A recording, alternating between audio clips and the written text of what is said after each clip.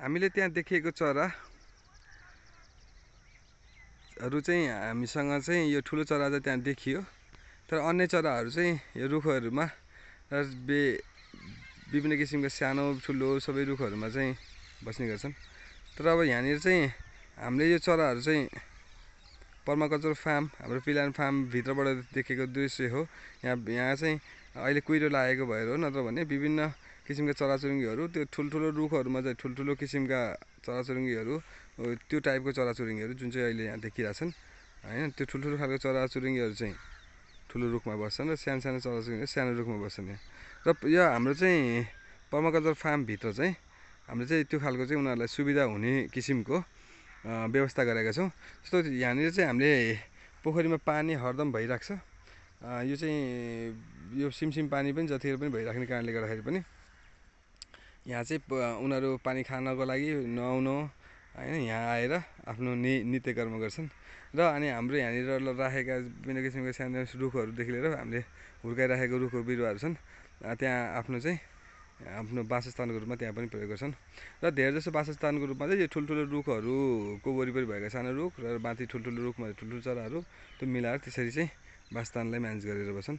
यो हाम्रो यो भर्तपुर 28 चाहिँ यो चरा लभरहरूको लागि चाहिँ एकदमै इम्पोर्टेन्ट ठाउँ हो। यो एकदमै चरा लभरहरू चाहिँ यहाँ आएर चाहिँ विभिन्न किसिमका चराहरू चाहिँ हेर्न सक्छन्। आफूले त्यो चरा सम्बन्धी अध्ययन गर्नु मन भएको खण्डमा अध्ययन गर्न सक्छन्। र उनीहरूको चाहिँ लाइफस्टाइलको बारेमा भिडियोग्राफीदेखि लिएर फोटोग्राफीसम्म धेरै कुराहरू गर्न सकिन्छ।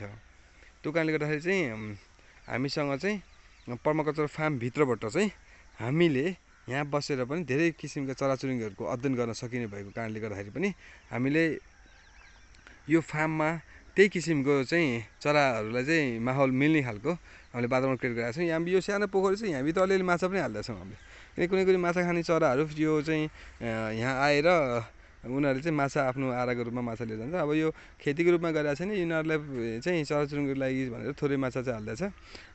जस हामीले चाहिँ यहाँ चाहिँ केही न केही यहाँ आएपछि चराचुरुङ्गीले केही न केही खान पाओस् भन्ने हाम्रो सिद्धान्त भएको कारणले गर्दाखेरि पनि हामीलाई नोक्सानी नहुने गरेर चाहिँ चराचुरुङ्गीहरूको चाहिँ हामीले भोजनको पनि पानीको व्यवस्था घरजमको व्यवस्था सम्पूर्ण व्यवस्था यहाँ छन्। त्यो भएर यो चाहिँ यो विभिन्न किसिमका यो वरिपरि भएका जति पनि खेतबारीहरू जति पनि छन् त्यहाँनिर चाहिँ यिनीहरू चरनको लागि त्यहाँ जान्छन्।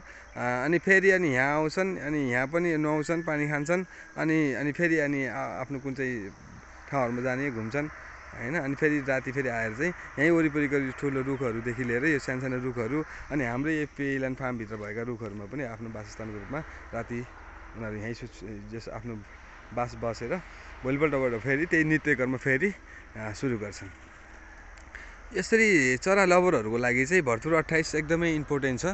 यहाँ यो चाहिँ मध्यवर्ती क्षेत्र भएको कारणले गर्दाखेरि पनि यहाँ चाहिँ विभिन्न किसिमका 565 भन्दा बढी प्रजातिका चराचुरुङ्गी पाइन्छ भन्ने किसिमको अध्ययन छ। र यहाँ चाहिँ यो युरोपदेखि लिएर विभिन्न किसिमका साइप्रसदेखि लिएर चाहिँ सर्बियासम्मका चराहरू चाहिँ यहाँ आउँछन् भन्ने यहाँको अध्ययन गरेर पहिले निकालिएको निष्कर्ष हो त्यो।